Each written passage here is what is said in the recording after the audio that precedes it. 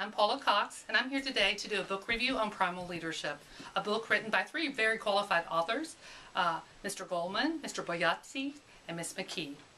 Daniel Goleman is the author of the international best-selling books, Emotional Intelligence and Working with Emotional Intelligence. He's a psychologist who's worked with the New York Times, reporting on brain and behavioral sciences.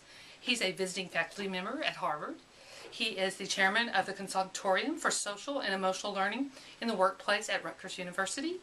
He's received 2 nominations for the Pulitzer Prize, and he's received the Care Achievement Award from the American Psychological Association. He's a fellow of the American Association for the Advancement of Science.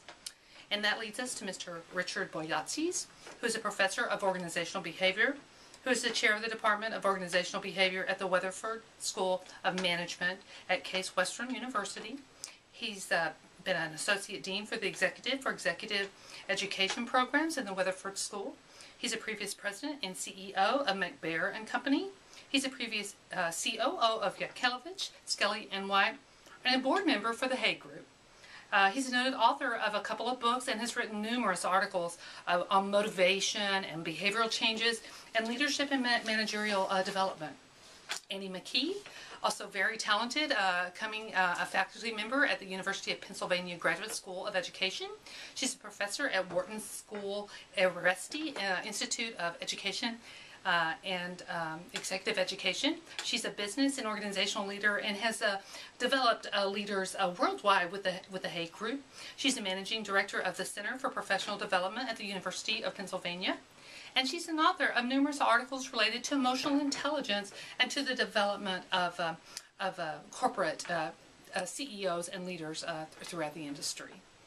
So the purpose of Primal Leadership was to examine the use of emotional intelligence to develop a primal leader in leaders. It defines the role of emotional intelligence as a leadership strategy, and it also defines the fundamental task of the leader as described by these authors, which is to interact on an emotional level in a positive sense to build, to create a emotional response from the employee to impact and make a positive outcome environment for the employees to work in.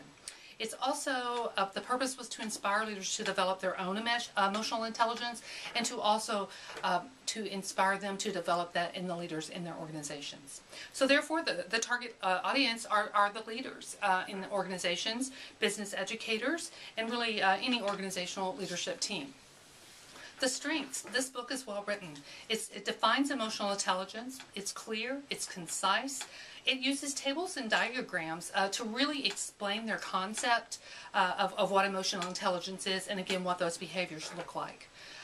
It sets examples of emotional intelligence in action in the workplace, in organizations. And while that is listed as a strength, I will also say it was a bit of a weakness because there were multiple examples, and sometimes you get caught up in that. It's a specific development weakness. Following on with that is specific development of process for creating and sustaining emotional intelligence in the workplace. It was described, but it wasn't tangible, and it was difficult to follow and to fully grasp.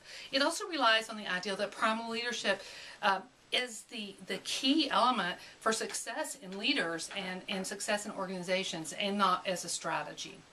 So recommendations are that this is a good read. It's a must-read for new leaders and for an optimal tool for leadership development. Organizations struggling with positive workplace cultures that need to develop them, this would be a good tool for them. And those charts, those competency charts, the graphs to explain and what emotional intelligence looks like are just very, very valuable. Achieved outcomes, the authors did a good job. They offered compelling evidence that primal leadership is key to the success of the leader and the organization. It offers convincing research to prove the physiological response of emotions between the leader and the employee, and it supports a self-directed approach to teach and incorporate emotional intelligence into leader education at all settings. I have handouts available for you, and are there any questions? Hearing none, thank you.